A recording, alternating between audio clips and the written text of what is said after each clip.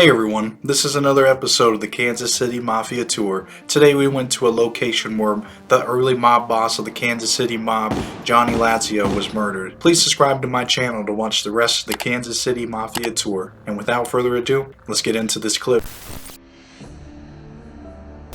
Okay, this is 350 East Armour. This is where John Lazza in 1934 had been out in the country. He had a country home out in the Lake Ladauanna. He was coming back into town late at night, say midnight or after, with his wife and his driver. Charlie Corolla was his name. And he pulled up into that circle driveway, you see, and as they stopped, a guy came out from either side of the building with shotguns, a little bit like the Johnny Green deal.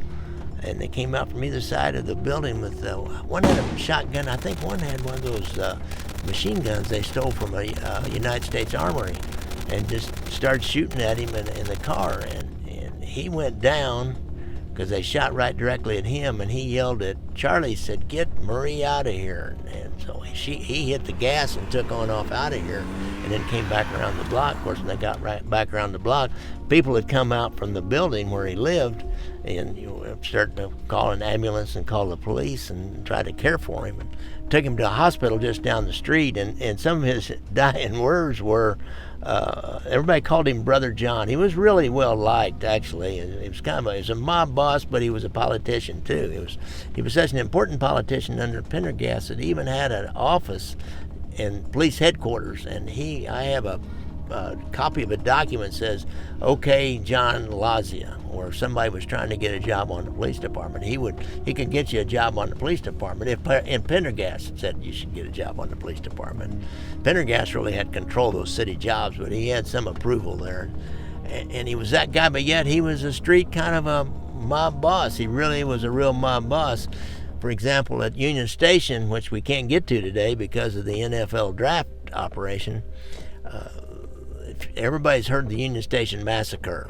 Well, John Lazza, there's a Fred Harvey's restaurant. Harvey's restaurant was inside the station back in the 30s, and he held court there every night. If you wanted to see John Lazza, he'd be there every night, eating and drinking coffee and things like that. And three guys, a guy named Jelly Nash was a bank robber.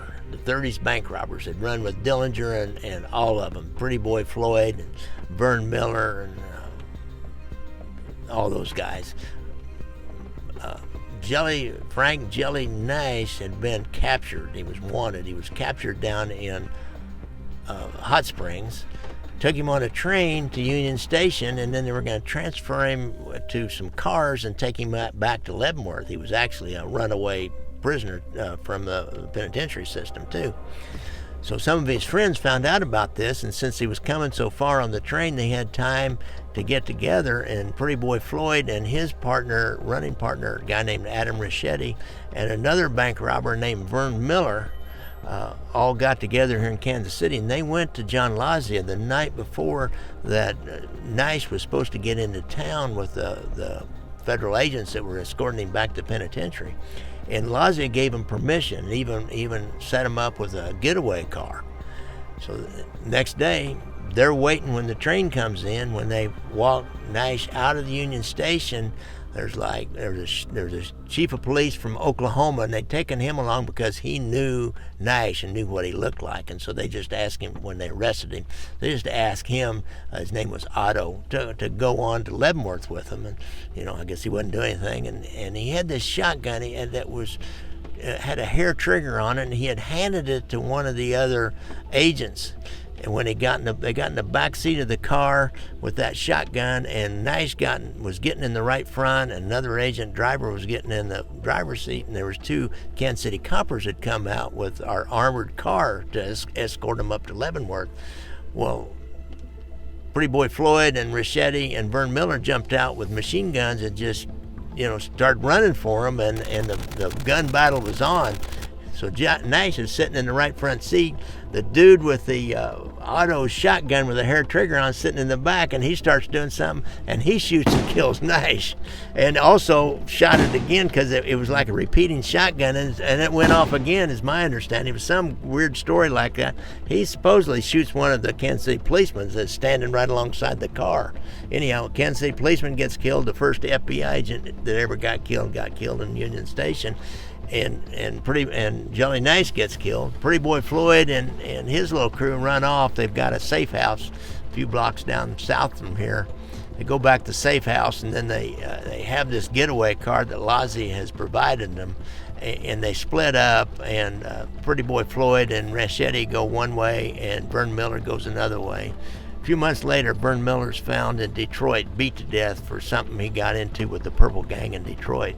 And Pretty Boy Floyd eventually will get in a shootout with the FBI, and they kill him. Yeah, Johnny was, back then, he was definitely one of the first of the bosses that had political power and, being on the street. I read from our mutual friend's book, Frank, how do you say it, Frank Hayden? Right, Hayden, yeah. Hayden, yeah. About this hit that went down here. And it's really interesting that he was really involved with all these people, but he goes to show, crime, comes back and bites you in the ass either way, man. So it's definitely interesting, all the history that went on here and all the hits that took place and bosses getting killed. New York had Paul Castellano, Carmine Galante get hit. This is where Johnny Lazza had his demise and whatnot, but Tom Pendergast too, he I don't think he ever had an ultimate demise where someone shot him, but no, he died of cancer. John Lazza in the hospital, his last words, according to the doc, were something about "tell Tom I love him," talking about Tom Pendergast. And then he looks at the doc, and in questioning, he says, "Who would want to do this to me?" Yeah. That was pretty much it for John Lazza. Yeah, and you brought up another point earlier that John Lazza had a lot of power, and other criminals that came to KC had to check in with him somewhat, or he would provide them with, sanctuary from the law enforcement because he had them on the payroll. Yeah. So either way, he was the protector of all these criminals that would come here and give them a place to stay as long as they kicked up. And apparently too, a lot of criminals that worked or did their crimes here, they had to kick up money to him in some kind of way, even if they weren't connected to him, or else there would be some repercussions for that too. Yeah, that's how it works, isn't it? That's how the mob works. Somebody's got to kick up to the boss. But he provides the political cover. Mm-hmm. He's got the judges. He's got everybody in the government on his side. He had the police. He owned the police during the Prohibition. He owned the police in Kansas City. In Frank's book, he talks about, he said, if you call that police station back in that era, there's a good chance that Johnny Lazza would be the one answering the phone call. Yeah, I heard that one.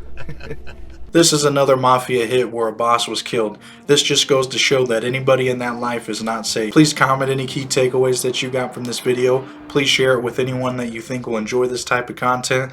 Also, please be sure to subscribe if you want to get the rest of this Mafia tour. At the end of this video, a playlist will pop up, and it'll be called the Mafia Tour playlist. In there, you can find all the videos linked to this tour. Thank you again so much for watching.